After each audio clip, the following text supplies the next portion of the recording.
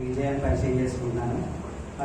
Time నాది BTech complete అయిపోయింది. BTech complete అయిపోయిన తర్వాత నేను గవర్నమెంట్ జాబ్స్కి ప్రిపేర్ అవుతున్నాను. గవర్నమెంట్ జాబ్స్కి ప్రిపేర్ అవుతున్నప్పుడు నేను నాతో పాటు ఉన్న వాళ్ళందరికీ అంటే నేను డైలీ క్లాసులకి వెళ్ళేవాడిని, కోచింగ్కి వెళ్ళేవాడిని. I prepare very well that time. నేను చాలా బాగా ప్రిపేర్ అయ్యేవాడిని. నా శాయశక్తిలో నేను ప్రయత్నం చేసేవాడిని. కానీ నాతోటి ఉన్న వాళ్ళకి వచ్చినాయి కానీ నాకు రాలేదు. అప్పుడు ఇది రిపీటెడ్ అవుతానే ఉంది. కొన్ని నెలలు, కొన్ని సంవత్సరాల పాటు రిపీట్ అవుతానే ఉంది. నాకైతే నేను దేవుడు నాకు నమ్మకాన్ని ఇస్తానే ఉన్నాడు అట్ దట్ టైం. కానీ మధ్యలో సాతానగాడు ఇవన్నీ ప్రాబ్లమ్ ఎక్కువ అవుతా ఉన్నాయి. అయినా పర్లేదని చెప్పి నేను అలాగే కొనసాగుతూ ఉన్నాను. అయితే ఇలా సాగుతూ ఉంది. ఈ లోపల మా సిస్టర్స్కి మ్యారేజ్ సెట్ అయిపోయింది, వాళ్ళకి పెళ్ళిళ్ళు అయిపోయిన టయానికి వాళ్ళతో అదే టైంలో పాస్టర్ గారితో అంటే మాకు ముందు నుంచే మా అక్క వాళ్ళు పాస్టర్ గారే కాబట్టి మాతో కొన్ని కాంటాక్ట్స్ ఉన్నాయి, పర్లేదు. కానీ ఇంత డీప్గా ఉండేది కాదు, ఉన్నాయి. ఆ తర్వాత మ్యారేజ్ సెట్ అయినప్పుడు ఇంకా మ్యారేజ్కి వచ్చినప్పుడు ఇంకా మాట్లాడిన తర్వాత పాస్టర్ గారు అన్నారు, నా గురించి ఎవ్రీ మంత్ ప్రేయర్ పెడదాము మీ ఇంట్లో అని అన్నారు. సరే అని అన్నాము. సో 2 months జరిగింది. ఆ ప్రేయర్లో ఏంటంటే నాలో డిమాండ్స్ ఉందని చెప్పాడు. డిమాండ్స్ అంటే ఏంటో నాకు అర్థం కాలేదు అప్పుడు ఆ టైంలో. అయితే నేను మామూలు పర్సనల్గా వచ్చి మాట్లాడినప్పుడు ఇటు దేవుడి వైపు ఉన్నావు, ఇటు లోకం వైపు కూడా ఉన్నావా నువ్వు అని అన్నారు. అన్న తర్వాత ఇవన్నీ కాదండి, నాకు జాబ్ కావాలి. నేను చాలా ట్రై చేస్తున్నాను. నా శక్తిలో నేను ఎంత ట్రై చేయాలో నేను అంత ట్రై చేస్తున్నాను. ఉండే కొద్దీ నాలో నిస్సహాయత, నిస్పృహ వస్తుంది కానీ నాకు రావట్లేదు అని అన్నాను. అంటే ముందు దేవుడిని అడగండి, నాకు ఇస్తాడా ఇవ్వడా అని అడగండి అని అన్నాను. అయ్యా ఇది ఇలా అడిగేది కాదు, నువ్వు ముందు ప్రేయర్లో కూర్చోవాలి అని అన్నారు. అంటే ప్రేయర్లో అంటే నాకు మరి ఎగ్జామ్ ఉందండి 20th నేను ఎగ్జామ్, అది నాకు చివరిగా ఎగ్జామ్ అని చెప్పి నేను ఫీల్ అవుతున్నాను. ఆ తర్వాత నేను ఎగ్జామ్స్ రాయనండి అని అన్నాను. అయితే సరే, అయితే ఇంకా టైం ఉంది కదా, ముందు ప్రేయర్లో ఉండు అని అన్నారు. ప్రేయర్లో ఉండాలంటే ఎప్పుడు రమ్మంటారు అని అడిగాను. నేను మధ్యాహ్నం 3 ఆ టైంలో వచ్చి మాట్లాడాను. నీకు కుదిరితే సాయంత్రం పూట వచ్చేసేయి అని అన్నారు. అనేసరికి ఇంకా సరేనండి అని అన్నాను. సాయంత్రం తలస్నానం చేసి రమ్మన్నారు. వచ్చేటప్పుడు నువ్వు చేసిన పాపంలో ఏమన్నా ఉంటే నువ్వు చేసిన ఏమన్నా ఉంటే ఒప్పుకుంటారా అన్నారు. సరే అని చెప్పి అలాగే ఒప్పుకుంటా వచ్చాను. నేను వచ్చిన తర్వాత వాళ్ళు వేరే ప్రేయర్కి వెళ్ళారు. ప్రేయర్కి వెళ్ళి వచ్చేసరికి లేట్ అయింది. సరే నేను బయట కూర్చున్నాను. వచ్చారు. వచ్చిన తర్వాత స్టార్ట్ చేసాము. స్టార్ట్ చేసినప్పుడు ఫస్ట్ నూనె పోసి ప్రార్థన చేస్తున్నారు. ఎందుకంటే నా గురించి ప్రార్థన చేస్తున్నప్పుడు నూనె పోసి ప్రార్థన చేయమని చెప్పి దేవుడు చెప్పాడంట. అందుకని నేను నూనె పోసి ప్రార్థన చేస్తున్నప్పుడు ఇంకా నాలో నుంచి శక్తులు బయటకు రావడం నాకు కనిపిస్తుంది. నేను అదే విషయం చెప్తున్నాను. సరే నువ్వు అలాగే ప్రేయర్లో ఉండు, ప్రార్థన చేసుకుంటా ఉండు అని అన్నారు. అవైతే కొన్ని అయితే నా ఇంకా సీరియస్గా చూసి వెళ్తున్నాయి, కొన్ని ఏమో చిన్నగా నా వైపు చూడకుండా వెళ్ళిపోతున్నాయి, కొన్ని ఏమో నన్ను చూసి భయపడి వెళ్ళిపోతున్నాయి. అలాంటి దర్శనాలు అయితే నాకు కనిపించినాయండి. అలా వెళ్తూ ఇంకా చేస్తూ ఉన్నప్పుడు ఇంకా 2 daysలో మ్యాక్సిమం ఆల్మోస్ట్ క్లియర్ అయిపోయింది. అంటే నాలో ఉన్నాయన్నీ బయటకు వెళ్ళిపోయినాయి నా ఫీలింగ్ నాకు వచ్చేసింది. అండ్ దేవుడి దర్శనం ప్రకారం ఏంటంటే ఒక గాజు ఉంది, గాజు సీసా ఐడియా అంటే చదువుకున్న వాళ్ళకి ఐడియా ఉంటుంది. ఒక గాజు సీసా ఉంది. ఆ గాజు సీసాలో నల్లగా అనేది తగ్గిపోతూ వస్తుంది. ఆ దేవుడు నాకు కనపరిచాడు. కనపరిచిన తర్వాత ఆల్మోస్ట్ ఇంకా 2 days కదా, అయిపోతుందిలే, వెళ్ళిపోవచ్చు అని అనుకున్నాను. అదే టైంలో నేను ప్రేయర్లో ఉన్నప్పుడు నైట్ పూట పాస్టర్ గారు మేము ప్రేయర్లో ఉన్నప్పుడు నైట్ పూట ఒక వార్షి కనపడింది. ఆ వార్షిలో వచ్చేసరికి 16 అనే సింబల్, 16 అనే నంబర్ కనిపిస్తుంది. పాస్టర్ గారికి చెప్పాను, సరే నయ్యా ప్రేయర్ చేసుకో, తర్వాత దేవుడే బయలుపరుస్తాడు అని అన్నారు. అది అలా వెళ్తూ ఇంకా మేము ప్రేయర్లో ఉన్నాము. ఇంకా 2 daysలో మ్యాక్సిమం అయిపోయింది, వెళ్ళిపోవచ్చు, ఇంకా పర్లేదు అనుకున్నాను. నేను అనుకుంటుంటే పాస్టర్ గారు ఏమో ప్రేయర్ చేసుకోవట్లేదు ఏంటని అన్నారు. ఆల్మోస్ట్ అయిపోయిందండి. ఇంక ఎంతో నాకు చూపించాడు దర్శనంలో, ఎంతో చిన్న కొంచెమే ఉంది, ఆ కొంచెం కూడా అయిపోతుందిలేండి అని అన్నాడు. అని చెప్పేసి నేను లైట్ తీసుకుంటున్నాను. ఇంకా లైట్ తీసుకుంటుంటే రోజులు గడుస్తున్నాయి. నాలో అవిధేతలు అనేవి అన్నున్నాయని నాకు కూడా తెలియదు. ఇవన్నీ ఎలా చెప్పాలి అంటే నేను ఏ కలర్లు ఇష్టపడతానో, ఎందుకు ఇష్టపడతానో కూడా దేవుడు నాకు తెలియపరిచాడు. అంత పర్సనల్ విషయాలు చాలా మాట్లాడారు. అలాంటి టైంలో ఇంకా రోజులు గడుస్తూ ఉన్నాయి. అలా గడుస్తూ ఉన్నప్పుడు నాకు దర్శనాలు రావడం మొదలుపెట్టినాయి. సో ఒకటి ఏమిటంటే, ఒక పొలము ట్రాక్టర్తో దున్నబడుతుంది. ఆ దున్నడం అయిపోగానే నీళ్ళు వచ్చినాయి. అది ఒకటో రోజు దర్శనం. ఆ నెక్స్ట్ డే దానికి విత్తనాలు వచ్చినాయి. విత్తనాలు వేయడం ద్వారా మొలకలు వచ్చినాయి. అది సెకండ్ డే. థర్డ్ డే వచ్చేసరికి ఆ పొలానికి కంచి వేశారు. ఇలా దర్శనం వచ్చిందండి. ఇలా చెప్పాను నేను, ఈ రోజు ఇది వచ్చింది, ఈ రోజు ఇది వచ్చింది, ఈ రోజు ఇది వచ్చిందంటే, అయ్యా దేవుడు నీకు సమీపంగా ఉన్నాడు, నీకు చాలా దగ్గరగా ఉన్నాడు, ఇంకా నీళ్ళు అవిధేతలు ఏమైనా ఉంటే ఒప్పుకుంటా ఉండాలన్నారు. సరే అయ్యా, నాకు తెలిసినవి నేను చేసినవి నేను మాక్సిమం ఒప్పేసుకున్నాను. ఇంక నాకు తెలిసినవి ఏమీ ఉండట్లేదు, నాకేం కనిపించట్లేదు కూడా అని అంటే, ప్రార్థనలో ఉండు. సాతాను కూడా ఏం చేస్తాడంటే అప్పుడప్పుడు ఏదైనా పెద్దది అవిధేయత ఏమన్నా ఉంటే అట్లాగే చేస్తా ఉంటాడు. సో ప్రార్థనలో ఉండు అని అన్నారు. ప్రార్థనలో ఉంటుంటేనే ప్రార్థన ఏమో కొనసాగట్లేదు.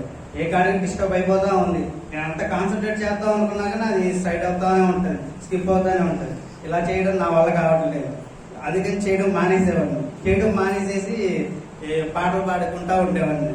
పాటలు పాడుతూ ఉండంటే ఈరోజు పాస్టరమ్మ గారు వచ్చి, పాటలు కాదయ్యా పాడాల్సింది, నువ్వు ప్రార్థన చేయాలి అని అంటే, ప్రార్థన కొనసాగట్లేదాక ఏం చేయమంటారంటే, ఇది చివరికి వచ్చినప్పుడు ఈ సాతాను గడు ఇలాగే చేస్తా ఉంటాడు.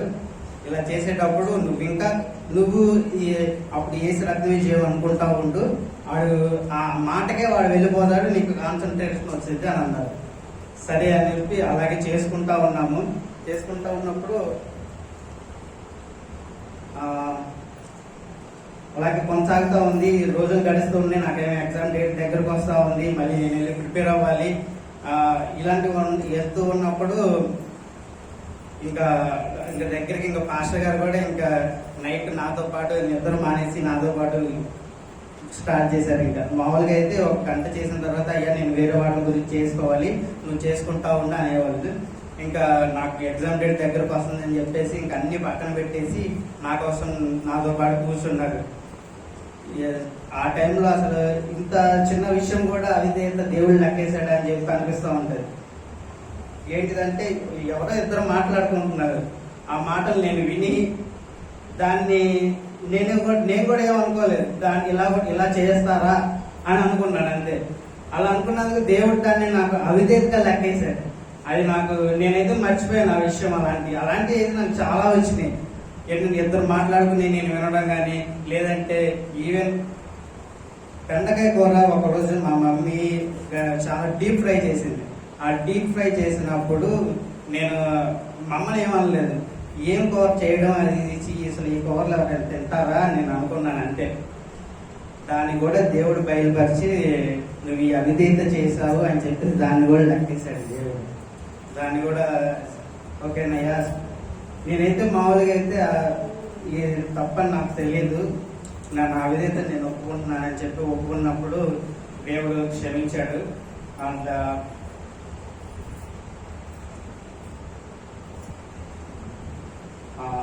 ఇంకా అలా వెళ్తూ ఉన్నాయి. సో ఇంకా దగ్గరికి వచ్చినప్పుడు ఇంకా మేము నైట్ ప్రార్థన చేయడం, నైట్ పూట ఎక్కువ ప్రార్థన చేయడం స్టార్ట్ చేసామండి. ఇద్దరం ప్రార్థన చేస్తా ఉన్నప్పుడు అనేక శక్తులు అనేకమైనవి వెళ్ళిపోతూ ఉండటం గమనించాను నేను. ఆ తర్వాత నిన్న మధ్యాహ్నం మూడింటికి ముందు మేము ప్రేయర్లో కూర్చున్నాం. నేను మామూలు సింగిల్గా ప్రేయర్ చేసుకుందామని చర్చిలో ప్రేయర్ చేసుకుంటున్నాను. చర్చిలో ప్రేయర్ చేసుకుంటే పాస్టర్ గారు అన్నారు, రాయ ఇద్దరం కలిసి చేద్దాం అని చెప్పేసి ఇద్దరం కలిసి ప్రేయర్ చేస్తున్నప్పుడు ప్రార్థనలో ఉన్నాను అన్నారు. సరే ప్రార్థనలో ఉన్నాను. అప్పుడు ఏంటంటే, ఎప్పుడు ప్రార్థన స్టార్ట్ చేసినా కానీ చెప్పాను కదా, దేవుడు నూనెతో ప్రార్థన చేయమని చెప్పేవాళ్ళని. అప్పుడు నూనెతో ప్రార్థన చేసుకున్నప్పుడు అడిగాను, ఏమైనా కనిపిస్తుందా అని అంటే, దేవునికి నీకు ఒక్క అడుగు దూరం మాత్రమే ఉంది అని చెప్పారు. నాకైతే మాత్రం 2 మోటార్స్ని కలుపుతున్నట్టు కప్లింగ్ కనిపిస్తుంది అని అంటే, దేవుడు నీది నాది ఒకటే అర్థం వచ్చింది. దేవుడు నీకు చాలా సమీపంగా ఉన్నాడు, నువ్వు ప్రార్థనలో ఉన్నాను అన్నారు. ప్రార్థనలో ఉన్నాను. సరే నేను ప్రార్థనలోనే ఉన్నానండి. ప్రార్థనలో ఉన్నప్పుడు అలా చదువుతూ ఉన్నప్పుడు నీకు ఏమైనా కనిపిస్తూ ఉంటే మాత్రం నాకు చెప్పని అన్నాడు. నేను చెప్తూ ఉన్న టైంలో అంటే నాకైతే నేను మామూలుగా నాకు కనపడేవన్నీ చెప్తా ఉన్నాను. సో పాస్టర్ నేను ఒక సిచ్యువేషన్కి వచ్చేసరికి ఒక కిచెన్ ఉంది. ఆ కిచెన్ చాలా నీట్గా అన్ని ఒక వరుస పద్ధతిలో ఒక చెఫ్ అనేది చదువుతూ ఉన్నాడు. సో అది కనిపించిందని చెప్పినందులోనే ఇంకా పాస్టర్ గారికి ఇంకా అర్థమైపోయింది. అర్థమైపోయిన తర్వాత నీకు ఏమన్నా కనిపిస్తుందా ఇంకా అని అన్నారు. కనిపిస్తుందయా అన్నాను. తర్వాత నీ పాపకు క్షమించబడినయా నన్ను ఒప్పుకుంటున్నావా అంటే ఒప్పుకున్నానయ్యా నేను అని అన్నాను. ఉన్న తర్వాత జీవగ్రంథంలో నీ పేరు కనిపిస్తుందా అని అడిగారు. కనిపిస్తుందా అంటే అయ్యా గ్రంథం అయితే ఒక గోల్డ్ కలర్ లో కనిపిస్తుంది, దాంట్లో లెటర్స్ అయితే నాకు అర్థం కావట్లేదు అని అన్నాను. అన్నప్పుడు సరే అయితే అది కనపడకుండా ఉండడం కోసం నీకు ఏదో ఒక విధేయత ఉంది, అది అడ్డుగా వస్తుంది, దాని గురించి ప్రార్థన చేసుకో అని అన్నారు. వెంటనే దాని గురించి నేను ప్రార్థన చేసుకుంటూ ఉన్నాను. దేవుడు నాకు అది బయలుపరిచాడు, దాన్ని నేను ఒప్పుకున్నాను. వెంటనే జీవగ్రంథంలో నా పేరు జాయ్ అని కనపడింది. ఆ జాయ్ అని ఎందుకు కనపడిందంటే నా చిన్నప్పుడు కోసన మినిస్ట్రీస్ వ్యవస్థాపకున్నారా అని అడిగారు. అయ్యా ఒక పెద్ద మనిషి ఒక కుర్చీ వేసుకొని పెద్ద కిరీటం ఒకటి బంగారం కిరీటం పెట్టుకొని ఉన్నారయ్యా అని అన్నాను. బంగారం కిరీటం పెట్టుకొని ఉన్నారంటే సరే అయితే ఇంకేం కనిపిస్తుందని అంటే అయ్యా ఒక నెమ్మదైన స్వరంతో, చాలా ప్రశాంతమైన స్వరంతో, చాలా నెమ్మదైన మనసుతో నా పక్కకు వచ్చి కూర్చోడానికి కనిపిస్తుంది అని చెప్పారయ్యా అని అన్నా. సరే అయితే మరి నువ్వు కూర్చున్నావని అయిపోయిందా అన్నా. అంటే పాస్టర్ గారు అన్నారు అది దేవుడు మాత్రమే అలా కనిపిస్తాడు అని అంటే నేను ఎక్స్పెక్ట్ చేసింది ఏంటంటే దేవుడు ఎలా కనిపిస్తాడంటే ఒక వెలుగుగా, ఆ తర్వాత ఒక గంభీరమైన స్వరముతో, ఆ తర్వాత నన్ను టచ్ చేస్తాడు అని చెప్పి నేను ఆ ఇమాజినేషన్ లో ఉండి నాకు అలా కావాలని నేను అడుగుతూ ఉన్నాను. కానీ దేవుడు చాలా నెమ్మదిగా చాలా ప్రశాంతంగా కూర్చొని నా దగ్గరకు వచ్చి కూర్చో అని చెప్పారు. అది చెప్పాను. అది అయిపోయిన తర్వాత అయ్యా నాకైతే నమ్మకం కలగట్లేదు, నాకు కన్ఫర్మేషన్ కావాలి అని అన్నాను. కన్ఫర్మేషన్ కావాలంటే సరే అయితే అడుగు, నీలో దేవుడు ఉన్నాలే లేడా అని అడుగు దేవుడిని. అయ్యా నువ్వు ఉంటే నాకు కనిపించు అని అన్నారు. అన్న తర్వాత నేను ప్రార్థన చేస్తా ఉన్నాను. అయ్యా మీరు నాలో ఉంటే నాకు చూపించండి అని అన్నాను. ఎమ్మటే అలా జరుగుతూ ఉండగానే ఒక గుహ కనిపించింది. ఆ గుహలో మంట మండుతూ ఉంది. నేను చెప్పాను అయ్యా ఇలా గుహ కనిపిస్తుంది, గుహలో నుంచి మంట కనిపిస్తుంది, ఆ మంట మొత్తం పైకి వెతుకుతుంది కానీ గుహను మాత్రం ఏం చేయట్లేదు అని అంటే చాలు, ఈ గుహ అనేది నీ హృదయము, ఆ మంట అనేది దేవుడు నీలో ఉన్నాడని నీకు చూపిస్తున్నాడు అని కన్ఫర్మేషన్ చేసుకో అని అన్నారు. సరే అన్నాను. అది అయిపోయిన తర్వాత నరకం ఎలా ఉందో చూడు అని అన్నారు. అలా అనడం ఆలస్యం నరకం కనిపించేసింది నాకు. అస్సలు ఎంత అంటే కొంచెం కూడా గ్యాప్ లేదు, కొంచెం కూడా ఖాళీ స్థలం లేదు. అందరూ అరుస్తూ ఉన్నారు, చాలా భయంకరంగా ఉంది. నేనైతే చాలా భయంగా ఉందా నేను చూడన్నాను అన్నాను. సరే అయితే అని అన్నాడు. పరలోకం ఎలా ఉంది చూడు అని అన్నారు. పరలోకం ఎలా ఉంది చూడు అనగానే నాకు అంత క్లారిటీగా కనపడలేదు. అదే నాకు కనిపించట్లేదు అని అంటే నువ్వు ఇంకా ప్రార్థనలో ఉండాలి, ప్రార్థన చేయాలన్నారు. సరే అయితే ఇప్పుడు నువ్వు వచ్చిన పర్పస్ కోసం చేద్దాం, ఎగ్జామ్ రాస్తున్నావు కదా దేవుడు ఏమైనా సాయం చేస్తాడా అని అడిగాను. నేను ప్రార్థన చేస్తున్నాను. ఎలా ఉందంటే మాకు ఆన్లైన్ ఎగ్జామ్స్ జరుగుతాయి. ఆన్లైన్లో కాబట్టి నేను సిస్టమ్ ముందు కూర్చున్నాను. సిస్టమ్ ముందు కూర్చుంటే నేను పిక్ పెడుతుంటే ఇది కాదు ఇది పెట్టాలి అని చెప్పేసి ఒక వ్యక్తి నా పక్క నుండి చెప్తున్నాడు కనిపిస్తున్నాడు అయ్యా అని అన్నాను. ఇప్పుడు చూసావా నీ అపదేవతలు నువ్వు ఒప్పుకోవడం వల్ల దేవుడు నీకు సహాయం చేస్తున్నాడు అని చెప్పాడు. తర్వాత అది అయిపోయిందండి. అది అయిపోయిన తర్వాత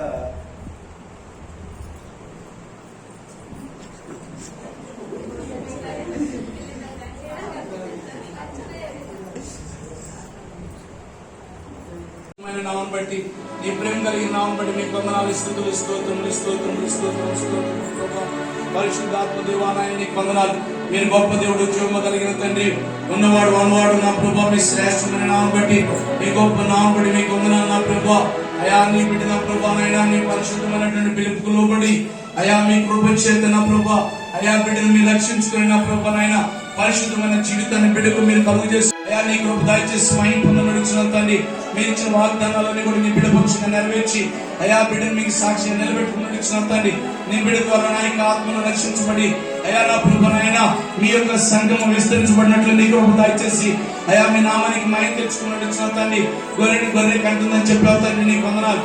కనుక నా ప్రభునైనా నీ బిడ్డ ద్వారా అనేక ఆత్మలు రక్షించబడిన ప్రభు, ఇదిగో నా తండ్రి నీ బిడ్డను మీకు సాక్షిగా నిలబెట్టుకుని మహిమ పొందమని, అలాగే నా ప్రభునైనా వాడు భార్య ఉన్నటువంటి కిరీటము గాను నా ప్రభా, అయ్యా నా ప్రభా జీవ కిరీటము గాను మహిమ కిరీటము గాను నా ప్రభా, నీ బిడ్డకు మీరుండి నా ప్రభా ఏం కావాలో సమస్తం కూడా సిద్ధపరిచి బలవంతుని చేతులను బాణములాగా నీ బిడ్డను మీరు వాడుకొని నా ప్రభా నీ కృపావారాలతో మీరు నింపి నడిపించమని అడుగుతున్నాను.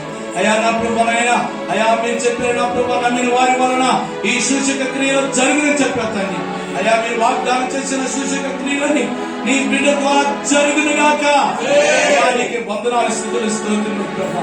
అయా నీ బిడ్డలో ఉండి అయా మీరే ప్రతి కార్యం జరిగించి అయా నా ప్రభునైనా తన జాబులో కూడా నా ప్రభా ఎంతో ఉన్నతమైన జాబును మీరు ఇస్తాను వాగ్దానం చేశారు. అతి ఉన్నతమైన జాబు నీ బిడ్డకు వచ్చును గాక. అయా నీకు వందనాలు. ఆటంకాలన్నీ తొలగిపోయిన ప్రభా నీ బిడ్డకు ముందు మీరు నడిపించి మీ సహాయం మెండుగా దయచేసి అయిపోతున్నాయి. అయా నా ప్రభునైనా నీ బిడ్డ ఎంత ఎత్తులో ఉన్నా సరే మీకు మహిమ వచ్చినట్లు నీ కృప దయచేసి ఎత్తబడే సంఘంలో నీ బిడ్డ ఉండినట్లు నీ కృప దయచేయి.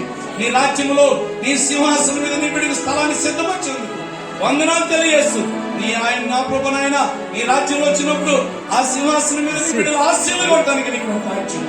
బిడ్డలు మీకే సమర్పిస్తూ నీ రక్తం వేసి నీకు ప్రతిష్ఠించుండగా మీరే వాడుకుని మహిమ పొందమని ఈ రోజు నుంచి నా ప్రభు నీ పనులు నీ బిడ్డ పాలువారిగా ఉంటూ ఉండగా నా ప్రభునైనా ఏడైతే మానక అయ్యా నా ప్రభు రొట్టె విరిచిన ఎందులో బోధ ఎందులో ప్రార్థన ఎందులో అయ్యా ఏడైతే చేశారని చెప్పారు.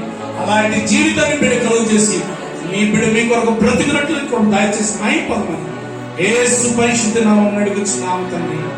ఆమేన్.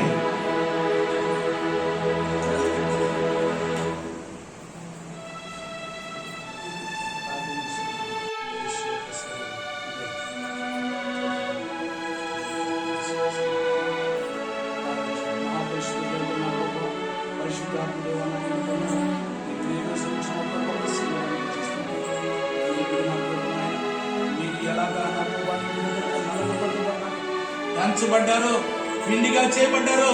అలాగే నీ బిడ్డ కూడా మీ పరిచర్య కొరకు మీ నామ మహిమాత్మై నలగొట్టబడి దంచబడి పిండిగా చేయబడి అనేకులకు శరీరంగా మార్చబడినట్లు ఈ బిడ్డను మీరు వాడుకొని మీ నామానికి మహిమ తెచ్చుకోండి. ఇది మీ శరీరం నా ప్రభావం మీ శరీరం భుజిస్తుండగా ఆశీర్వదించి మహిమ పొందండి. యేసు పరిశుద్ధ నామమున ఆమేన్.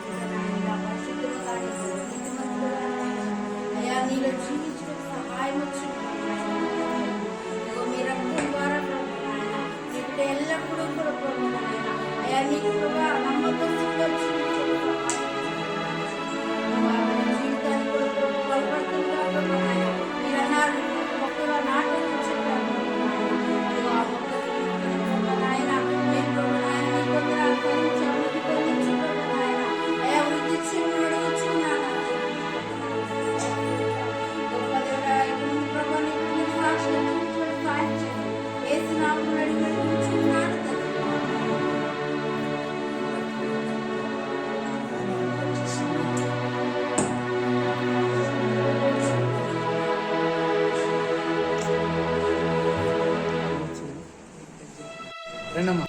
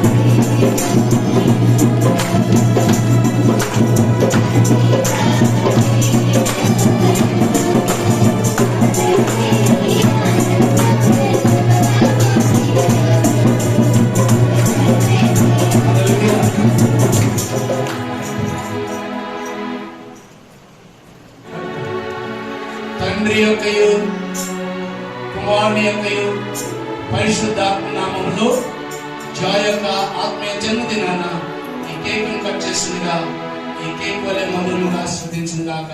ఆమేన్.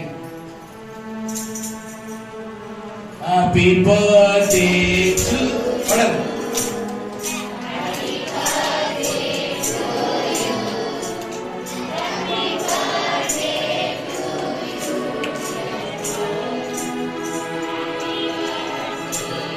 మైక్ లో పాడండి.